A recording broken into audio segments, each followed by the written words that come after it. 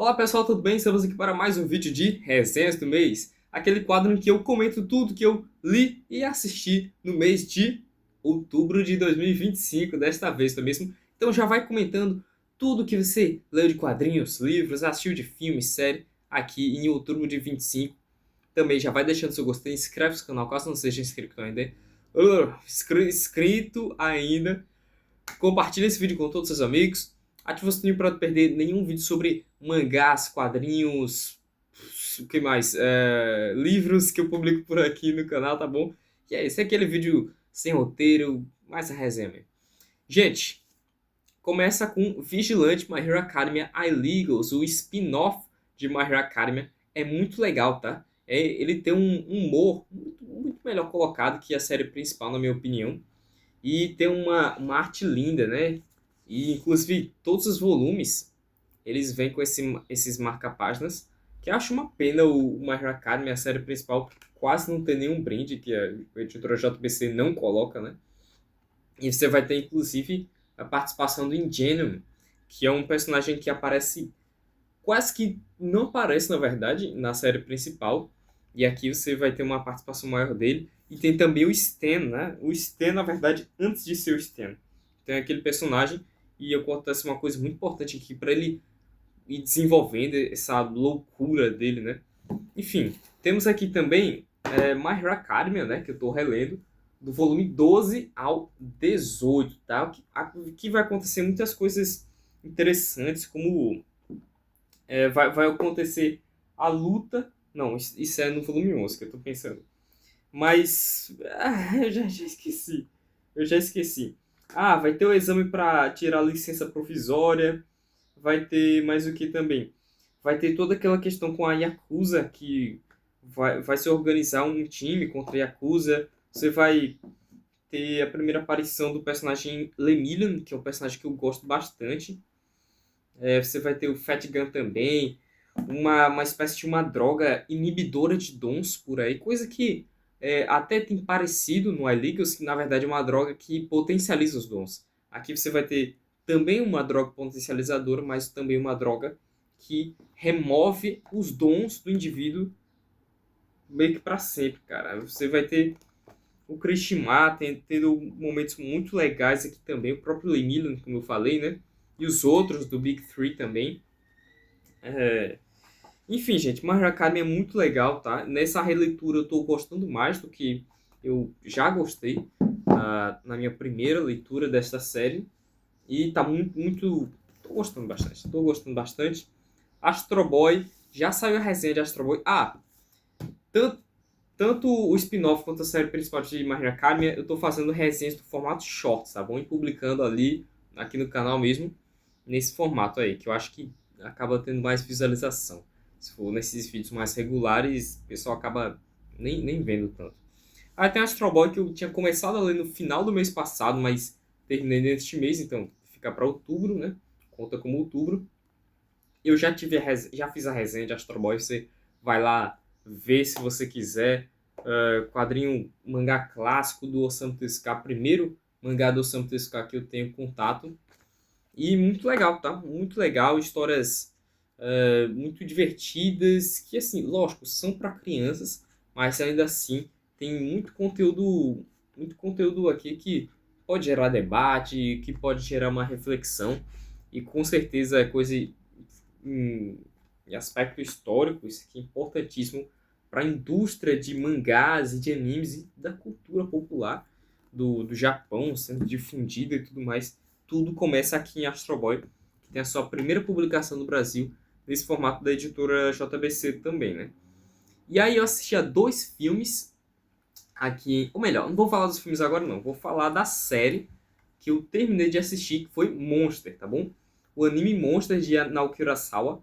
Eu não sou muito de assistir anime, tá, minha gente? De assistir série geral, eu não consigo, quase não consigo. Vou ver se aí, pós-neném, eu pego uns desenhos animados para assistir, umas séries que eu queria já faz tempo. Monster é uma delas, eu resolvi assistir esse anime. Comecei assistindo ali em fevereiro, foi março, parece. Só para testar e tal, falaram que é muito bom. Gente, fala sobre um médico, um cirurgião, um neurocirurgião, top de linha, na Alemanha, só que ele é japonês, né? Tá trabalhando ali no hospital na Alemanha, e a vida, ele tá, assim, no topo do mundo. Ele tá subindo subindo na hierarquia, podemos dizer assim, do hospital em que ele trabalha. Ele é um médico muito conceituado. Ele namora com ele é noivo, na verdade, de uma mulher muito bonita, que é filha do diretor do hospital. E aí, enfim, tá tudo dando certo. Só que acontece uma coisa. Certa vez ele é abordado por uma mulher turca e seu filho que falam que ele matou o marido dela, falam que é a culpa dele e tal, não sei o que, ele não entende. Daí ele se lembra. Ele tava realmente para fazer uma cirurgia na cabeça desse homem turco. Só que aí o diretor do hospital mandou ele trocar. Ah, vai outro médico aqui, você que é um médico mais habilidoso, você vai fazer cirurgia desse cantor muito famoso que tá aqui, precisa e tal. Aí ele só seguiu as ordens e fez a cirurgia. Acontece que esse outro cirurgião, que não é tão habilidoso quanto ele, não conseguiu salvar a vida desse imigrante e tal.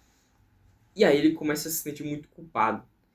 Ele, lógico, ele estava seguindo ordens, ele sabe disso, mas ao mesmo tempo ele sabe que ele sabe que o médico, o diretor tá manipulando ele e que ele tá aos poucos se corrompendo naquilo.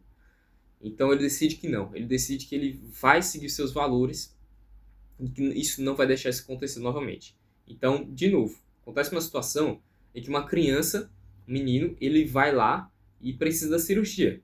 Ele tá para fazer cirurgia no menino, só que aí o prefeito da cidade, né, acho que a história começa em, nossa, não é em Frankfurt. É onde, meu Deus? É em Stuttgart. Em Stuttgart, aí o prefeito de Stuttgart, ele tá lá, precisa da cirurgia. Ele fala, não. Originalmente fui designado para cuidar desse menino. Eu vou fazer a cirurgia e eu tenho que ir logo. Ah, mas não sei o que. Eu vou fazer a cirurgia. Ponto. Ele vai lá, faz cirurgia, salva o menino. O que é que acontece? A vida dele desmorona. Por quê? O diretor do hospital ostraciza ele, por assim dizer, no hospital, né? A noiva que ele tinha se revelou, na verdade, uma pessoa mesquinha, na verdade, uma pessoa interesseira e tal, e cortou relações com ele, e tá tudo dando errado agora. Mas pelo menos ele fez a coisa certa. Só que aí o que acontece? O diretor do hospital é assassinado, por algum motivo, e todos os outros médicos estavam acima dele também. Ou seja, ele é promovido ao médico principal ali do hospital. Começa a rolar uma investigação e tal, mas acaba que, por falta de provas, a investigação acaba. Mas tudo isso foi muito misterioso. Anos depois, e é aqui que a história começa de fato, ele chega ao conhecimento de que esse menino que ele salvou foi o responsável por essas mortes. Não só isso, ele se tornou um serial killer brabíssimo, muito, muito sinistro aí na Alemanha, que tá, enfim, que tá por trás de uma série de assassinatos, tá por trás de uma série de coisas que ele vai investigar, e ele entra nesse submundo cada vez mais, de uma forma que ele não consegue sair. E aí, ele chega, com as coisas que ele descobre, ele vai cada vez, digamos que, corrompendo também o modo dele ver as coisas. Porque chega um momento que ele toma a decisão de matar essa pessoa. Ele que é uma pessoa que tem a profissão de salvar vidas, toma a decisão de que ele vai matar, ele vai tirar essa vida. Por quê? Porque, enfim, aí eu não vou contar tanto, mas tem toda uma questão de que é um monstro, né? É um monstro que é o título do anime.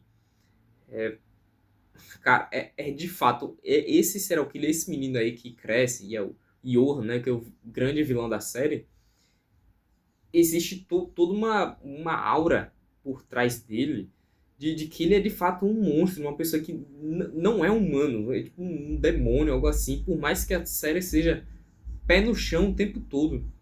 Não tem nenhum momento que extrapola. Lógico, uma história assim, a história que é contada, que ao longo do tempo fica cada vez mais complexa, é difícil de você ver isso na vida real, mas ao mesmo tempo é inspirado em alguns fatos reais que aconteceram ali na Europa Oriental e tudo mais, sobre questão de experimento, de lavagem cerebral, enfim, aí eu já estou contando demais. Tem até envolvimento com movimentos neo, sabe, né? Eu não posso falar essa palavra, mas enfim, sabe o que eu estou falando. E aí, enfim, é, nossa, a série te instiga a seguir assistindo, a seguir ligando pontos, a seguir descobrir de fato qual é o cerne disso, qual é a origem disso tudo. E parece que você nunca consegue. Você consegue uma resposta e surgem outras três perguntas. E até hoje, de fato, eu sinto que eu preciso ler o mangá, né? Eu quero muito ler o mangá, ou então reassistir a série, né? Também pra fechar tudo. Porque eu acho que eles fecham tudo. Ficar algo mais em aberto, eu não sei. Mas, bem, é uma série belíssima, que tem episódios muito bonitos também, que falam sobre a bondade humana. Em uma série que fala tanto sobre a maldade, sobre o mal, que existe, e também existe momentos em que valorizam a bondade, valorizam tudo isso. Enfim, só assistindo para saber do que eu tô falando. E é muito bem escrita, é muito bem conduzida, tá? Tem alguns episódios que, assim, você tá seguindo a história do Dr. Tenma, né? Que é o japonês, né? Eu esqueci de falar o nome dele. E ele tá nessa busca pelo Johan e tal, e descobrindo tudo. Daqui a pouco a série baixa. Você vai começar a acompanhar a história de um jovem, que ele é um órfão, e ele tá ali numa universidade, e ele trabalha para um ricaço. Acontece que, na verdade, esse ricaço, que é um homem muito recluso e tal, cheio de arrependimentos, muito ignorante também, é o pai desse menino, só que ele não quer revelar, porque tem toda uma história por trás, enfim. Aí você vai acompanhar essa história e você, caramba, por que que eu tô assistindo isso daí? E aí, só que mesmo assim é muito interessante. Aí ficam uns 5 episódios nessa, aí no sexto tu descobre por que é que essa subtrama tá relacionada com a trama principal. E tá tudo conectado, tudo tá conectado. Eu de fato não acredito que tenha algo que tá fora, sabe? E, nossa, é muito massa. E o final dessa série é um final ambíguo, que eu tenho minha interpretação do final, tá? É um final com certeza amargo, tá? É um final que não traz aquela sensação de satisfação. Ok, você tem meio que os arcos de todos os personagens são fechados. Mas o último episódio, esses últimos 4 episódios aí, eles abrem margem para muita interpretação, abrem margem para muito debate. E eu gostaria de debater mais sobre Monster quando eu li o mangá, tá? Mas eu gosto bastante dessa narrativa japonesa, desse senso de contar histórias japonês, de que não necessariamente você precisa de um final linear. Não necessariamente você precisa que a história seja contada de uma forma linear. Não necessariamente o que importa é o final. Não necessariamente o que importa são as coisas que importam na nossa cabeça mais ocidental de narrativa. E tudo que se desenvolveu como narrativa no Ocidente é diferente do que é no Oriente. E eu acho isso muito fascinante, tá? Bem, falei bastante sobre Monster. De fato, é uma série que eu adorei, vocês puderam perceber. Então vamos seguir falando dos gibis. Invencível Volume 2, bom demais, tá, minha gente? Ou melhor, esse volume 2 aqui, ele é bem legal, ele é bem legal. Eu fiz a resenha dele, vai sair em breve, mas ainda assim tá meio morno. Ainda assim tá meio, poxa, o Mark aqui ele vai lidar com um vilãozinho meio peba, e aí vai ser isso. Só que nem parece que tem uma grande trama por trás. Tá? É só na edição em que você tem os Guardiões Globais e tudo. E os Guardiões Globais são assassinados, né? Não é spoiler pra ninguém, todo mundo já sabe. Ou melhor, talvez alguém não saiba, então eu não vou falar quem que faz isso. Então, é a partir daqui que, de fato, você tem uma virada na série, ela começa a ficar muito mais sombria e... eu ia falar, muito mais sombria e muito mais dark, liga aí. É muito mais sombria, muito mais séria e com uma trama maior, de fato. E aí sim é que as coisas ficam cabulosas. Tem um volume 3 também, que pra mim é o melhor, tá? É o melhor desses três, de longe é o mais legal. Gostei bastante mesmo. E, e é isso, né? A arte do Ryan Notley, né? Que ele é o desenhista principal a partir do terceiro volume, e durante todo o restante da série. Fenomenal, fenomenal. Esse cara, ele é muito bom. E ele é muito bom mesmo. Se tornou já um dos meus desenhistas favoritos da atualidade. E, nossa, massa demais mesmo. Eu já havia assistido a série, como eu falei, mas ainda assim, Invencível, vou seguir lendo e é top demais. Top, top, top, top. E aí, eu sigo na leitura de Star Wars e Darth Vader. Na verdade, eu nem li Darth Vader nesse mês. Eu deveria ter lido, mas ficou pro mês que vem. E eu li esses 3 volumes aqui de Star Wars. Inclusive um, que é esse daqui, né? O que é o último voo da Harbinger. Que é muito difícil de você achar a versão brasileira. Eu nunca consegui achar por um preço justo. Então, quando eu tive a oportunidade, né? Eu comentei isso em um vídeo de aquisições passado. Em um desses daí, né? Nos últimos meses. Que eu consegui comprar a versão importada. E é muito legal, tá? O Jason Aaron consegue desenvolver bem cada personagem, né? Não ficar ninguém boiando. E tem situações, assim, até dilemas morais, tipo esse daqui no volume da Prisão Rebelde. E, assim, são arcos bem divertidos mesmo e bem... Cara, pra quem gosta de Star Wars, vai gostar desses quadrinhos, tá? Vai gostar mesmo. E eu adoro Star Wars, né? Já falei isso aqui. Tem inclusive esse volume aqui que é o A Queda de Vader, que tem até desenhos do Mike Deodato. Me incomoda um pouco o fato de que a série, a cada arco, tem um desenhista diferente. Mas, enfim, não é como se fosse algo que me incomodasse muito, né? Mas, bem, tá aí. Eu também estou fazendo resenhas no formato short de Star Wars e Darth Vader.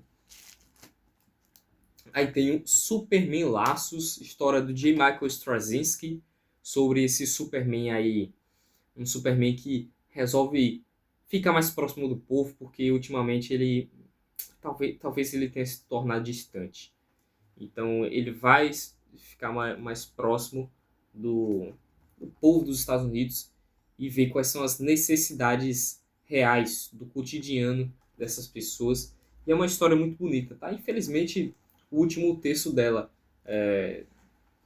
acaba desandando um pouco quando o Straczynski ele acaba largando a história e aí entram os outros roteiristas que não são tão bons quanto ele, mas pelo menos essa parte inicial é muito legal e eu já postei o vídeo também, então fiquem ligados aí na resenha.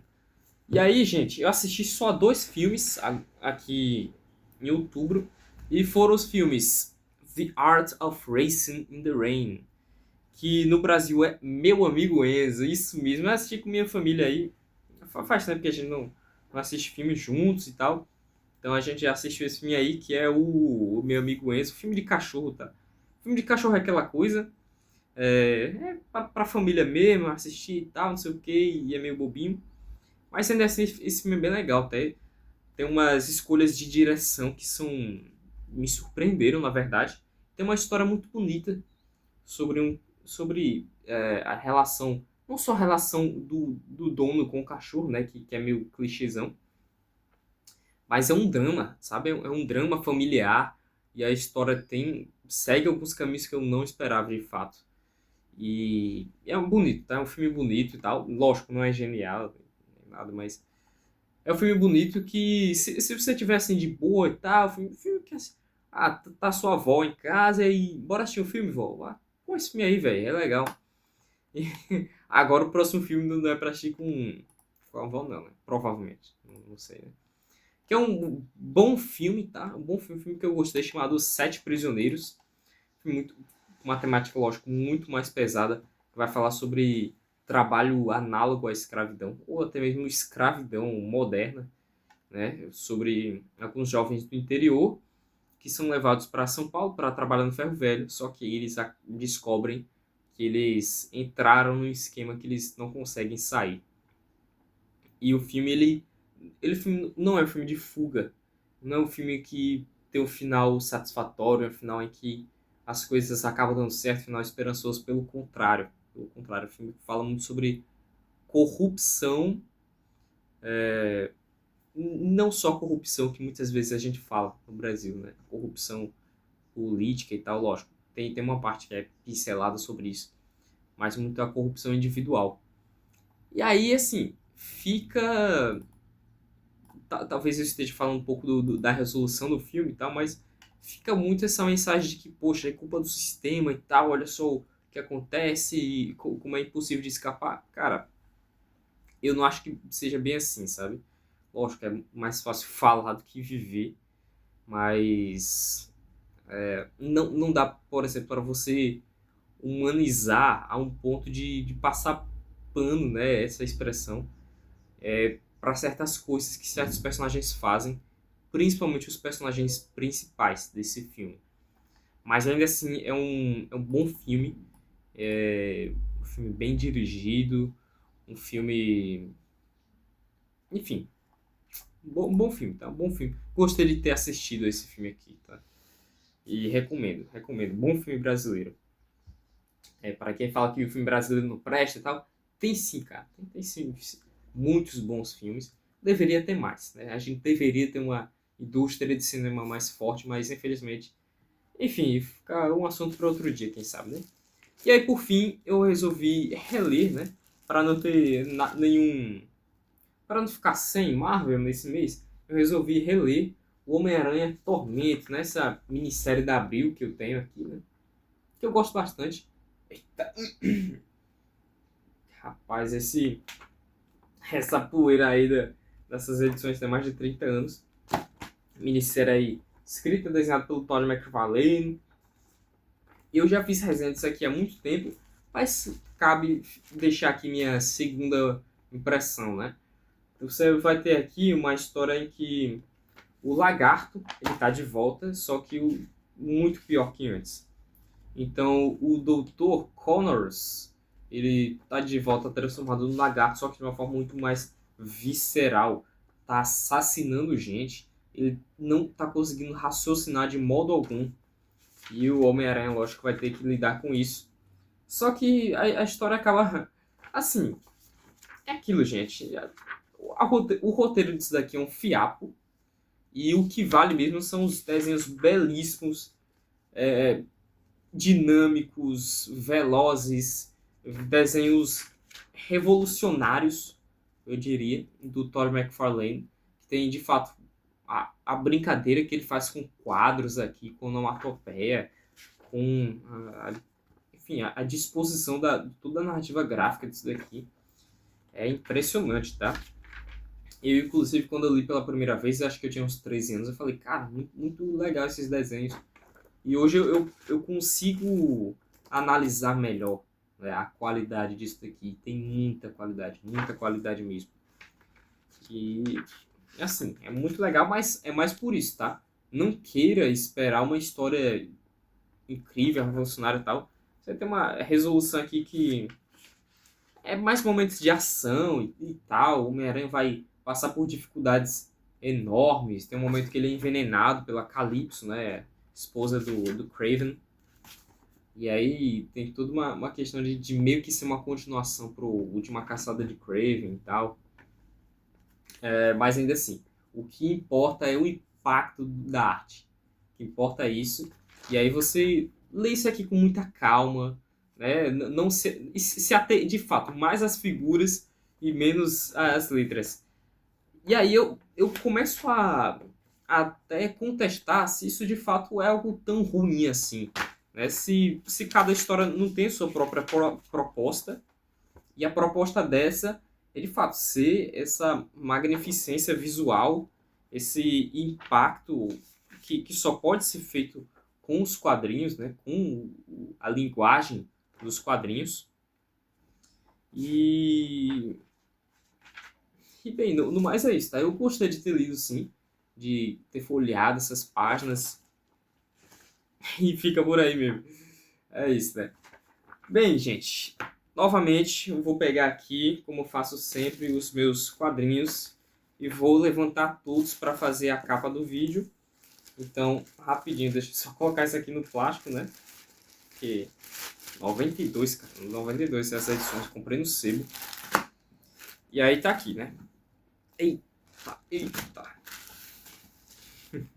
Comenta aí tudo que você leu assistindo esse mês. Muito obrigado e até a próxima, tá bom, pessoal? Tchau.